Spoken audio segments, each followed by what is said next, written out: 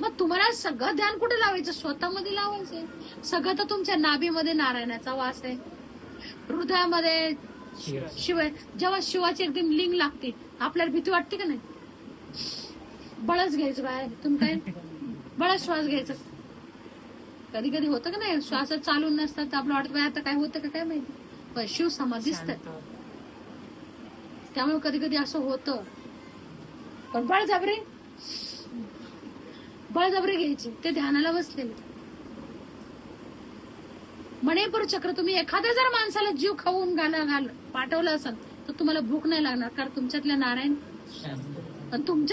शांत असेल तर शिव तर अजून आणि शिव शांत झाले तर यांची बडबड बघा तुमच्या आत चालतं का नाही? ब्रह्म सरस्वती कसे बोलतात कधी ऐकले का? बघा तुम्ही नुसती ते पोपट सारखे तोता मैना की कहाणी बहुत पुराणी. एका साईडनं ही म्हणते असे तर ते म्हणते तसं. दोघं ब्रह्मा आणि सरस्वती हेच आहे मनुष्य लोकात. एक अशी शक्ती जी बोलतच राहतात ते ब्रह्मा आणि. तुम्ही घरात किती म्हणा गप बस तर रडाल कोणतरी, काय तर आवाज येणार म्हणजे येणार. ती गप नाही बसली ना. मग तुमच्या घरात त्या शक्त्या खेळतात. मग आता तुम्ही ब्राह्मणाकडे गेले, पण ते डोक्यात तर येऊ द्या ना.